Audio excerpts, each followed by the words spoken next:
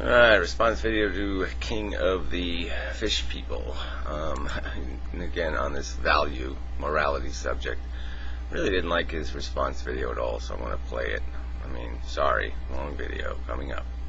But, you know, there's just no way to paraphrase this stuff. I mean, no simple way. I mean, you got to hear it and then argue it. Well, from my personal view, he's half right. Suffering or harm, as I like to call it, is half of morality. There is suffering, and then there is empathy. There is being able to recognise objective suffering. You can objectively say that stealing that car is going to impact upon the life of someone else. Whether or not you think that is good or bad is a different matter. It's where My point is whether you think it's good or bad is kind of irrelevant. What you're describing is the circumstance. Is the circumstance likely to have a good result or a bad result in terms of how it's going to impact people? That's the equation. It has really nothing to do with empathy, which is feeling somebody else's pain. Empathy is just another expression of harm. Empathy is collateral damage from value. It's not an assessment of value. empathy comes in. Empathy comes in and says, how would I like it if my car was stolen, etc. Obviously, it's a lot more complicated than that, but to me at least, those two sections are the main arbiters of morality. Well, why don't we just stay with harm? I mean, why don't we just stay away from this subject emotional description of value and just deal with defining the word harm and evaluate it like the word consumption or like some other word that implies the imposition of a negative. For me, that is why morality appears to be largely convergent. Convergent is a word I just don't understand in this context, so sorry, that just convergence, no. Morality, that's like saying the world being round is convergent. You know, us describing the mechanisms that the solar system run on is convergent. It's not convergent, it's just a description of reality. And that's all morality should be. And it's why and it's convergence, and when you see people who don't fit into that section of morality, then they're deemed to be unsafe or bad. Yeah, well, that's social contract stuff. So again, it doesn't really have much to do with the conversation. Obviously, the social contract, we attempt to guarantee each other's security, and it doesn't have anything to do with right and wrong. It just basically has to do with, well, it does in the broad sense, because the social contract is basically a hope that we're going to get that right, and we're going to create a more civilized society that's going to be, that for whatever freedom we sacrifice, we're going to gain in terms of a better lifestyle, so much benefit from that loss of freedom. But that's a social contract. It really has nothing to do with moral equations, because there's obviously circumstances where the right thing would be to run over the son of a bitch. But obviously, if everybody's allowed to make their own calculation of when we should be running each other over, then we get into big trouble, because some people's definitions and descriptions of the right time are erroneous and complete crap.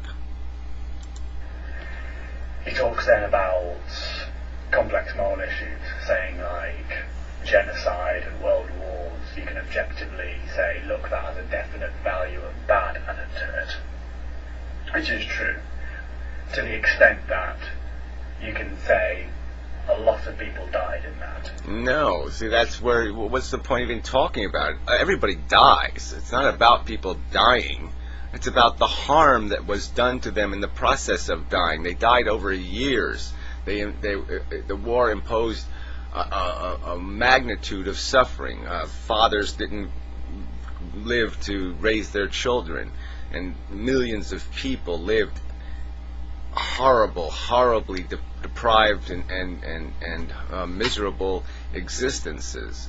So it's not just about whether or not somebody lives or somebody dies. It's about the quality of their life. That's the value texture. It's this qualitative description. There's a quality difference that matters. That's the value. And if you look at it from the point of view that people dying is a bad thing, then yes, you can say it's bad. Well, let's say dying prematurely at least. But like I said, the substance of the equation is the suffering, conscious suffering endured, not the mortality.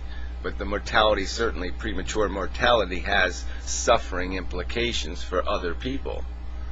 Then you have to ask the question, why is people dying a bad thing? And it comes back to what is the purpose of morality? It's to service it's to service survival. See, this is where we go completely in different directions. To service survival, how is the description of a round world to service survival? You're describing reality.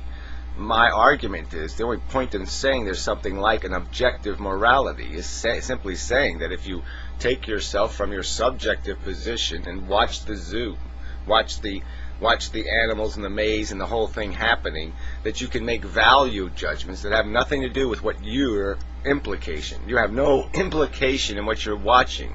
There's no string attached to any personal interest. You're just going to make an evaluation on its functionality. How much suffering does it consume? How much of this satisfied desire does it produce? That's the value equation. That's the morality. It has nothing to do with the ambitions of an insensible DNA molecule and a natural force projecting you into a future by imposing desires on you. That has nothing to do with the moral equation, the description of our functionality, the description of our efficiency in our existence. Survival is an end. It is not the means. The means defines the efficiency. It's why humans aren't the only ones with morality. You've got chimps, you've got gorillas, you've got orangutans that all have. Again, they are not describing reality. A chimp is not describing reality. A gorilla does not describe reality. He just sits there and feels. He emotes all over the place. I love. I wish to possess.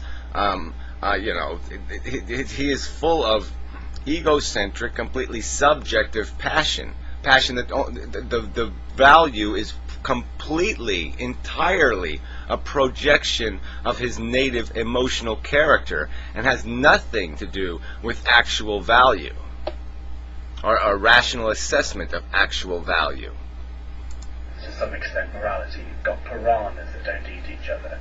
There's that Thunderfoot video where he shows piranhas not attacking each other. Again, it's preposterous description of what morality is. Morality is not an instinct. It is not a desire. It is not empathy. It is not compassion. It is not these emotional responses.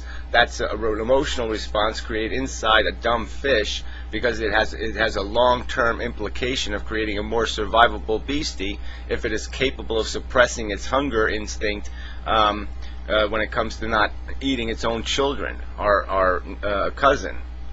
Look, going after this piece of chicken, and it's like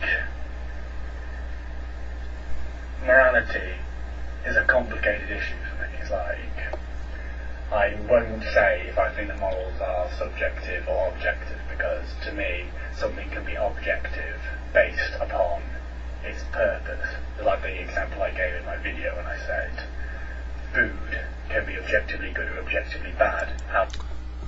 Sorry. Anyway, somebody out in the driveway.